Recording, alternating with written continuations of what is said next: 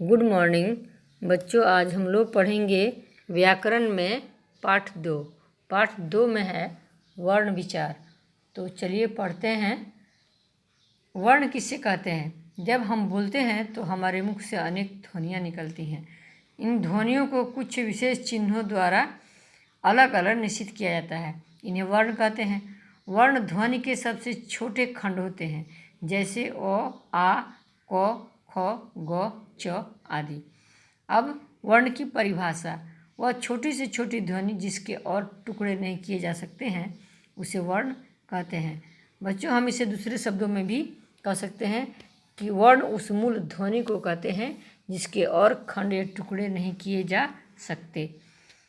वर्णमाला प्रत्येक भाषा ध्वनियों या वर्णों पर आधारित होती है। जब इन ध्वनियों या वर्णों को एक व्यवस्थित क्रम में रखा जाता है तो उसे वर्णमाला कहते हैं। हिंदी भाषा में कुल 48 वर्ण हैं जो निम्न प्रकार से हैं। स्वर वर्ण, स्वर अ से अ तक 11 और व्यंजन वर्ण 33, क वर्ग से प वर्ग तक और य र ल व तालव्य श मूर्धन्य ष दंत स और ह। हिंदी वर्णमाला में उपयुक्त वर्णों के अतिरिक्त 2 अयोगवाह और 2 अतिरिक्त व्यंजन भी होते हैं। ये अ के बाद अंग अह जो है इसे अयोगवाह माना जाता है, स्वर वर्ण में नहीं माना जाता है। और व्यंजन में भी जो ड ढ हैं इनमें बिंदु लगाकर इसको अतिरिक्त यानी अलावा, उन सब के अलावा भी इसे बना लिया गया 2 और। इस प्रकार ये 4 अलग से हो जाते हैं। तो वर्ण के भेद, उच्चारण और प्रयोग के आधार पर हिंदी वर्णमाला के वर्णों को 2 भागों में बांटा गया है, पहला स्वर और दूसरा व्यंजन। अब स्वर वर्ण किससे कहते हैं? हिंदी भाषा की वर्णमाला में कुछ ऐसे वर्ण हैं जिनके उच्चारण में किसी अन्य ध्वनि की सहायता नहीं ली जाती है,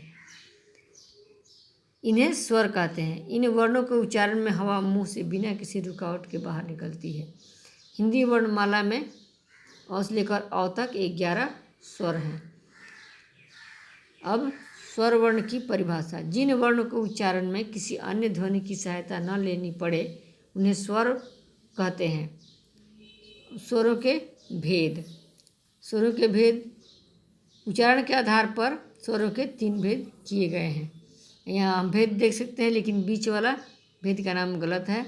स्वर वर्ण के 3 भेद होते हैं, जैसे हर्ष स्वर, यहाँ बीच में होगा व्यंजन की जगह पे दीर्घ स्वर और प्लुत। तो यहाँ लिखा हुआ है हर्ष स्वर दीर्घ स्वर और प्लुत लिखा हुआ, तो ये दीर्घ होना चाहिए बीच में। तो जिन स्वरों के उच्चारण में बहुत कम समय लगता है उन्हें हर्ष स्वर कहते हैं। इनकी कुल संख्या 4 है, अ, हर्षई, हर्षऊ और री। दीर्घ स्वर, जिन स्वरों के उच्चारण में हर्ष स्वरों से लगभग दुगना समय लगता है उन्हें दीर्घ स्वर कहते हैं।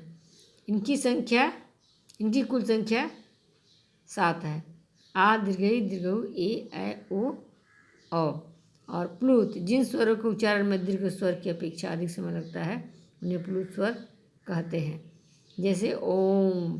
तो ये एस की आकार का होता है प्लुत, और ओम को जब बोलते हैं तो बहुत देर तक आवाज़ को खींचनी पड़ती है। अब आ गए स्वरों की मात्राएं। जब स्वरों का प्रयोग व्यंजनों के साथ मिलाकर किया जाता है तो वे अपने मूल रूप में नहीं लिखे जाते, बल्कि उनके चिन्हों को व्यंजनों के साथ लिखा जाता है। यह चिन्ह मात्रा कहलाते हैं। अ स्वर की कोई मात्रा नहीं होती और यह सदैव अपने मूल रूप में ही होता है।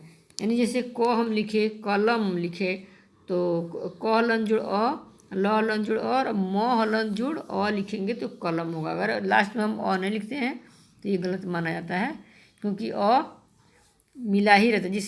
जिस लास्ट वाले वर्ड में कोई मात्रा नहीं मिला है उसमें अ मिला हुआ माना जाता है।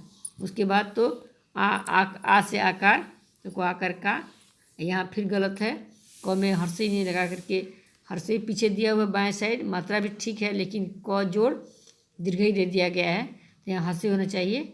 और बराबर क हर्षई की, जैसे च में हर्षी का लगा पीछे से बाएं साइड से, उसे क में भी बाएं से लगना चाहिए हर्षी का। उसको क हलन जोड़ दीर्घई की, क हलन जोड़ हर्षऊ कु, क हलन जोड़ दीर्घऊ कु। और ये उस तरह है ये क में रिका लगाए क्री, क में ए कर के, क में आय कर कै, क में ओ कर को और क में ओ कर को। तो हो गया ये। तो बच्चों आज हम लोगों ने जाना कि वर्ण किसे कहते हैं, उस मूल ध्वनि को वर्ण कहते हैं जिसके और खंड या टुकड़े नहीं हो सकते या नहीं किए जा सकते, और वर्णों के व्यवस्थित और क्रमबद्ध समूह को वर्णमाला कहते हैं। और ये टोटल 48 हैं। और वर्ण के भेद भी दो तरह के होते हैं, स्वर और व्यंजन। स्वर वर्ण जिनका उच्चारण स्वतः होता है, बिना किसी दूसरे वर्ण की सहायता से होता है, उसे स्वर वर्ण कहते हैं। और इनकी संख्या भी 3 है, हर्ष, दीर्घ और प्लुत। और इस प्रकार स्वर वर्णों की अपनी मात्राएं होती हैं, चिन्ह होते हैं जिन्हें मात्रा कहते हैं, और ये व्यंजन वर्ण में लगाकर उच्चारित किए जाते हैं या शब्द बनाए जाते हैं। केवल अ से कोई मात्रा नहीं होती है।